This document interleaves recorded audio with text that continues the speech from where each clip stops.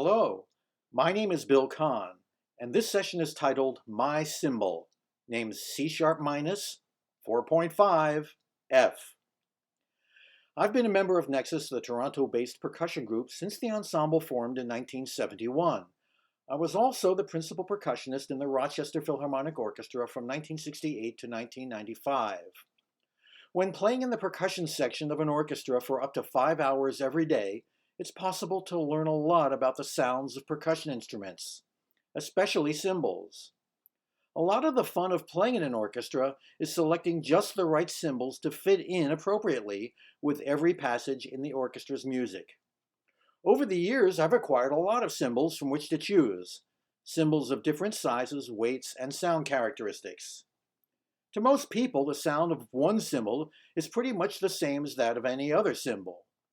But after a lot of listening and thinking about the sound of individual cymbals, I realized that I could give each cymbal a unique name that would distinguish it from all of the others.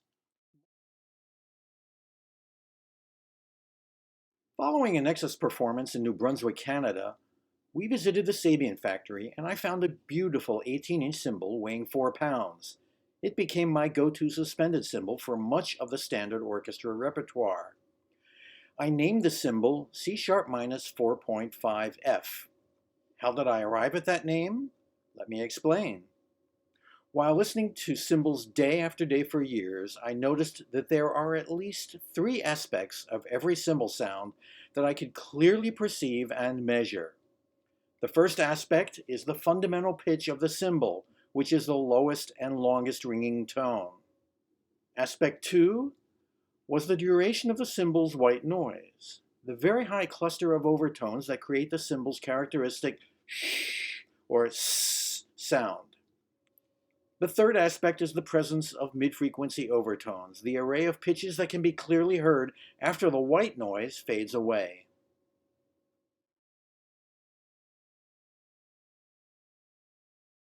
This diagram visualizes sounds made by 3 different cymbals.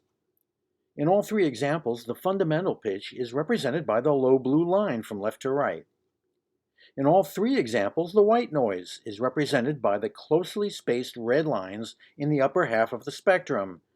Notice that the higher the overtone frequency is, the shorter is its duration.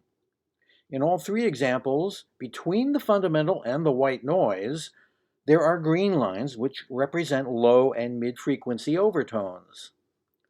Notice that the initial cymbal sound in example 1 is mostly white noise. Only a few mid-range overtones can be heard after the white noise fades away. This kind of cymbal sound is sometimes subjectively called bright or French.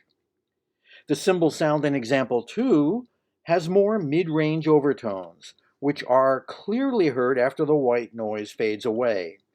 This kind of sound is sometimes subjectively called dark or German. The cymbal sound in example 3 has an even spread of overtones throughout the spectrum.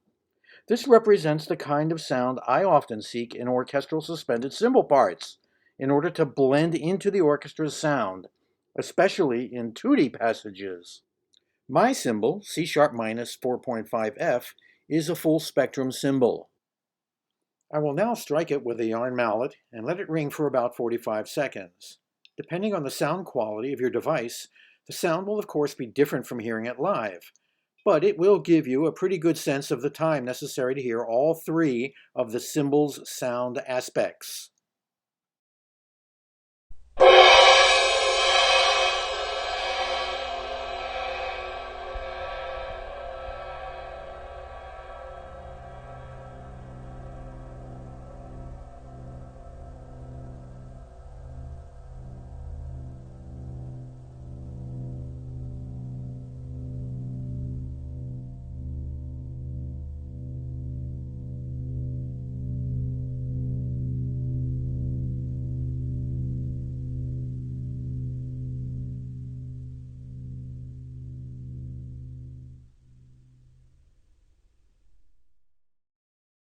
Okay, did you notice that the longest ringing sound was the clear fundamental pitch, in this case a bit lower than C#?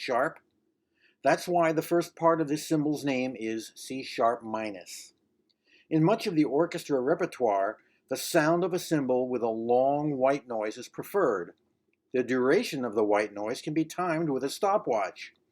To my ears, after the cymbal was struck, the white noise disappeared in about 4.5 seconds. So the middle name of this cymbal is 4.5. Finally, the mid-range overtones gradually faded away in a specific order from high to low until only the fundamental pitch could be heard. By listening carefully, it's also possible to hear the mid-range overtones gradually fading out. If the fade out is rapid with overtones missing or dropping out suddenly, it would be named M to indicate a moderate mid-range, or possibly W if there's a weak mid-range. To my ears, this cymbal has a full spectrum of mid-range overtones, so the last part of this cymbal's name is F. Putting it all together, this cymbal is named C-sharp minus 4.5F because the fundamental pitch is slightly lower than C-sharp. I can hear the white noise for 4.5 seconds, and I hear lots of mid-range overtones eventually fading out from high to low. Every cymbal I possess has a similar, unique name that objectively describes its sound. That's the point. Describing a sound as dark or bright, German or French, is okay, but it's very subjective because these names can mean different things to different people. However, the name C-sharp minus 4.5F uniquely describes this specific cymbal. Of course, each and every cymbal has a home somewhere in the vastness of the world's music, but now at least you know something about the sound of this specific cymbal named C-sharp minus 4.5F and why it's one of my favorite cymbals.